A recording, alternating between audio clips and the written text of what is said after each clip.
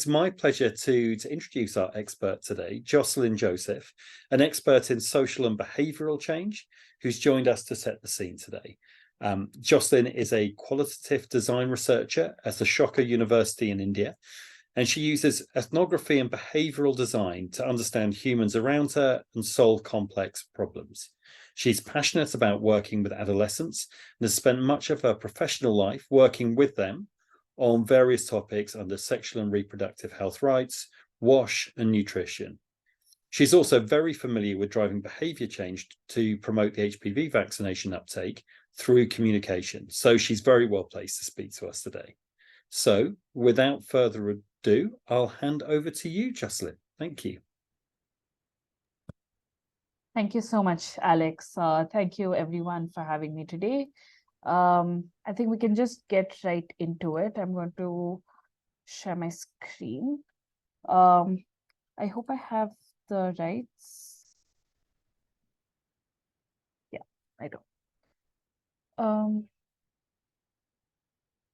Great. I hope you all can see my screen. Yeah. Okay. So over the next 10 minutes or so, I want to take us through what I come from a university setup. I do a lot of classes where I teach. So this might get a little academic, but I also want to bring in some insights from the HPV work that we have done here at CSBC at Ashoka.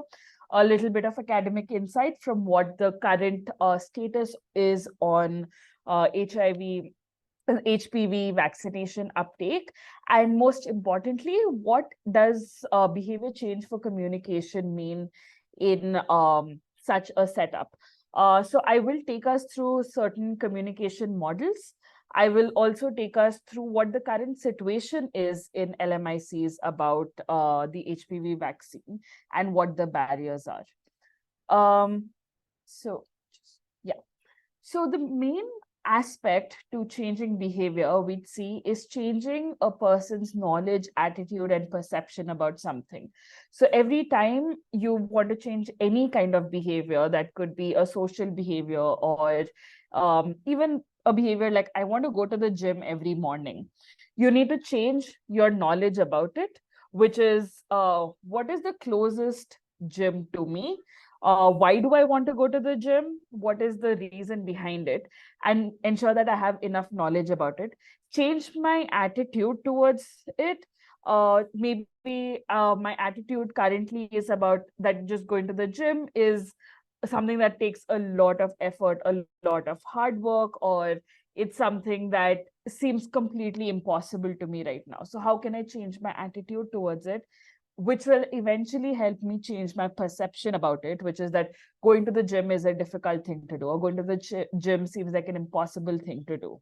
So this is the 3 levels of change that we see at users level. However, since a lot of us here are from CSOs and we are actually part of bodies that are thinking about creating this change, we should really be looking at capability, opportunity, and motivation. Some of you may already be familiar with this model. It's also called the COM-B model, which is C for capability, O for opportunity, and M for motivation, which leads to B, which is behavior.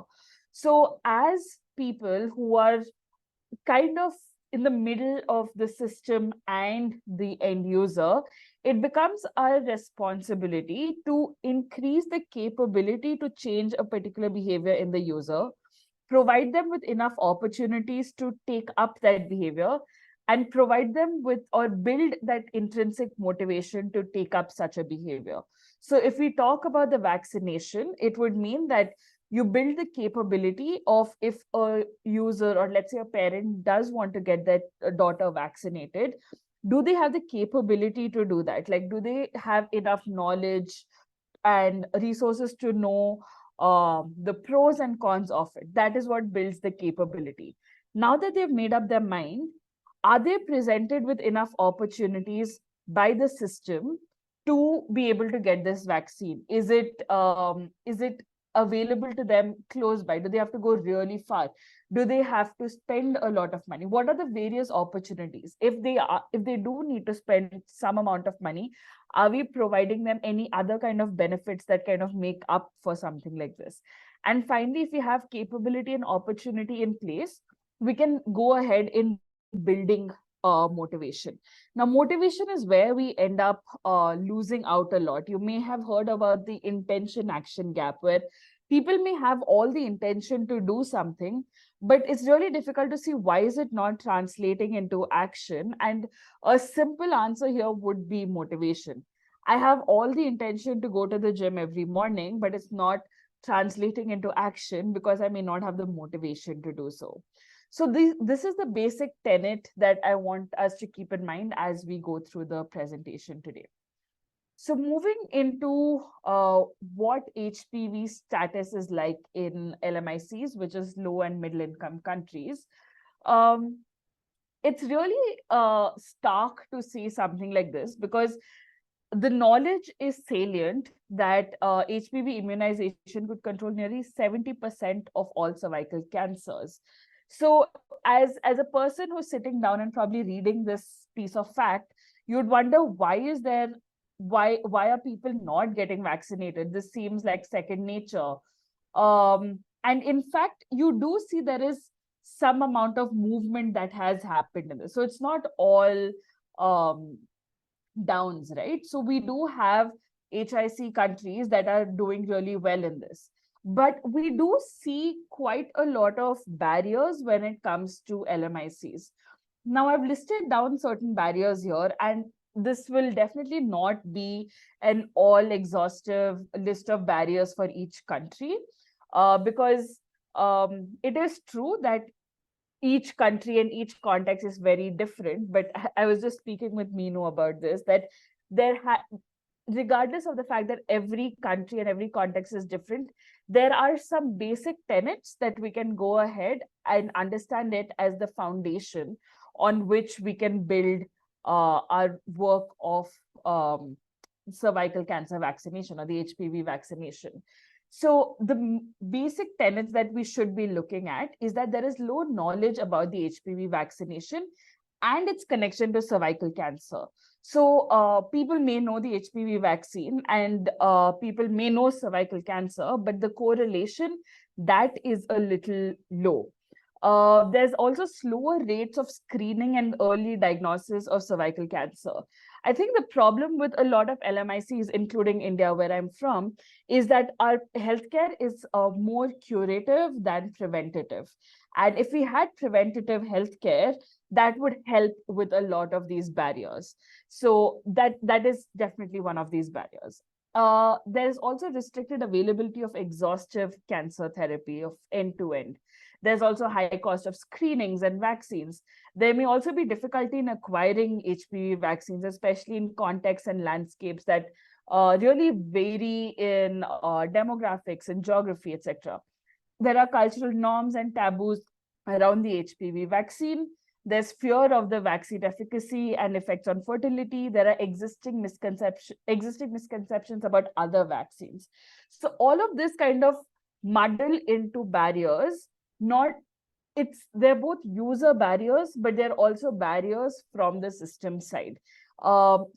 And these are context specific, but also context agnostic.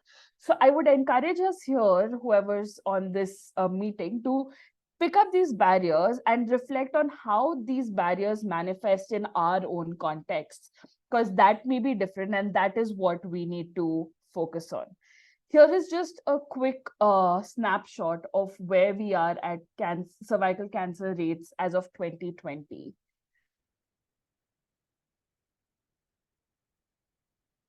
Great. So based on that, there are recommendations that, again, we can follow for the foundational information that we want to follow to surpass these barriers or to tackle these barriers. So we can see three definite ways that that HPV communication can happen. So one is definitely through the government, right? So when the government takes care of vaccine distribution or vaccine communication, it's really important for them to understand What are the sites for vaccination, or what are the sites for this communication? What is the timing? If you do a morning vaccination camp, it's highly unlikely that children or parents will be able to come. They're probably going to be at work. So do you want to do weekends? Do you want to do evenings? What is the duration of your distribution? And should it be conducted in conjunction with other health or community activities? If you do practice this through a school route, if you take the HPV communication through schools, do we have an comprehensive communication plan? Are we going through solely teachers? Are we leveraging on community workers? Are we leveraging on informal education systems? Like, for example, in India, there's the tuition teachers, the after school tutors play a large role in educating children. Can we leverage on them to talk about HPV communication? But if we do that, it really means that we need to have very solid professional development for educators. They need to be taught how to have a conversation about this with students, how to have a conversation about this with parents, and how to target different kinds of conversations in terms of taboos or social norms, etc. You can also look at targeted school messaging. What kind of messaging should go out, and definitely use of mass media. And finally, if we're using community-based facilities, so when I say community-based facilities, this would range widely. So it could either be a doctor's clinic, it could be community health workers. So what's really important with community facilities or community-based messaging is continuous messaging. Ensure that it's coming out continuously, so almost developing a social norm. And then also develop delivery strategies for the vaccine in combination or bundling them with other kinds of services.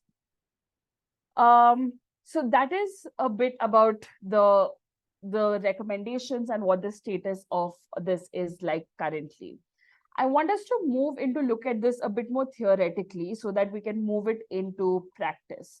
So I want to talk about three behavior change communication models that you can definitely use in within your organization and within your research studies. So the health belief model was actually developed in the US in the 1950s when they were trying to tackle TB. And what they look at is two variables. There's demographic variables and the psychological characteristics. So based on the demographic variables, you can determine the perceived susceptibility of risk and the perceived severity of risk. So if it's a community that has historically been more susceptible to let's say malaria, what does that have an effect on this? Is there a naturally low immunity? If you look at psychological characteristics, what are the perceived benefits or barriers that particular community would view this as? And couple that with providing health motivation, which is providing motivation in terms of having good health, you can move towards action, which over here would be taking up the vaccine. But while this is happening, you need to have an external factor of cueing to this action. So what are the external factors of providing communication materials in terms of posters or reminders or commitment devices that are there around the community that cues one or nudges one towards action? The second one here, the second one here is called the communication for social change model. So I won't take us through this in detail, but I would encourage you to look this up and really spend time with this. But the main aim of this is using communication as a catalyst to drive collective action, which would drive both individual change and social change. So your catalyst could have multiple parts. So you have like an internal stimulus. So this could be a person from within the community who is a positive deviant of a particular behavior. You have a change agent. This could be a community health worker who actively drives change. There could be innovation, which is an intervention that's placed within a community. And of course, policy changes, system changes that aid this kind of change. You provide them with technology, which could be in terms of um, apps or even social media posts that kind of help you understand what the HPV vaccine is. And of course, you have mass media, which is widely consumed by everyone. Having these as a catalyst can push the community into community dialogue, as it is marked out here. Again, please take your time to go through this in detail. I could do like an entire 1 hour talk on this itself, but moving the catalyst into collective action and hence moving us into individual and social change. The last one I want to talk about is something that's actually very commonly used and is very intuitive, which is social norms for health. So this is in terms of even evaluation. So if there are any, we identify misperceived norms that exist. So let's take, for example, that the HPV vaccine could cause problems with fertility later on in life.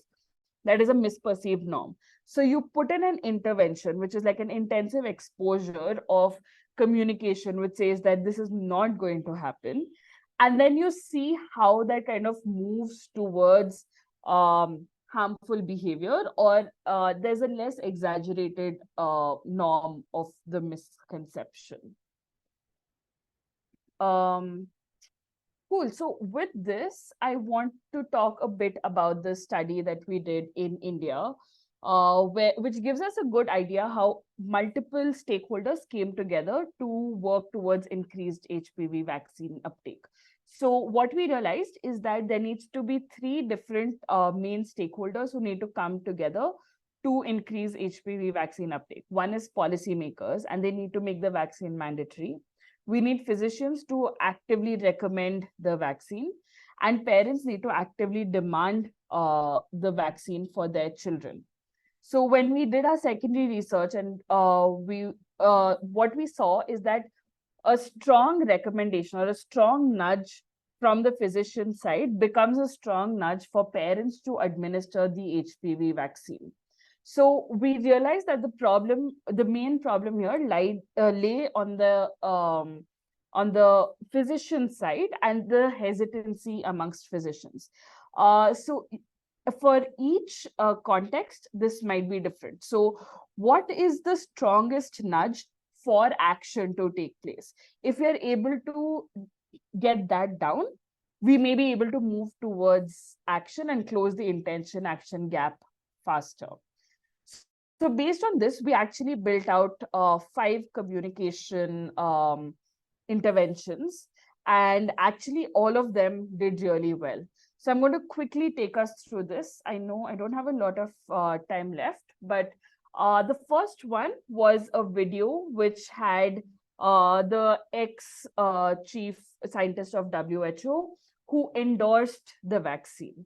The second one was posters that you put up in doctors' offices that help as an icebreaker for sensitive conversations, because HPV, or the conversation around HPV, is almost seen as a taboo in India because you have to talk about sexual activity of girls between the ages of 9 to 14. The third one was bundling it with other recommendations. So if you have the TDAP recommendation, how can you just bundle the HPV recommendation with it, almost creating a social norm for this? The fourth one is introducing an environmental cue where the onus of starting the conversation does not lie on the doctor, and it can just be an external cue that at least triggers a thought process in your head. And finally, you have a very simple poster that you can see here, which just gives you statistics on how the dangers of cervical cancer and how easy it is to prevent it. So what our evaluation actually showed us was that the first one and the last one, which was the physician champion and the salience poster, if you see here, did better than 100% over here. So all of them actually have done really well, but very simple interventions, communication interventions like this did better than 100%. Physicians were more open to recommending the vaccine and were more enthusiastic about recommending the vaccine. So if you see over here, it's not about creating the coolest intervention. It's actually about creating the simplest and the most direct and the most effective intervention. So yeah, so I will stop here, and I think we are doing questions later on. So yeah, so that's about it. Thank you so much.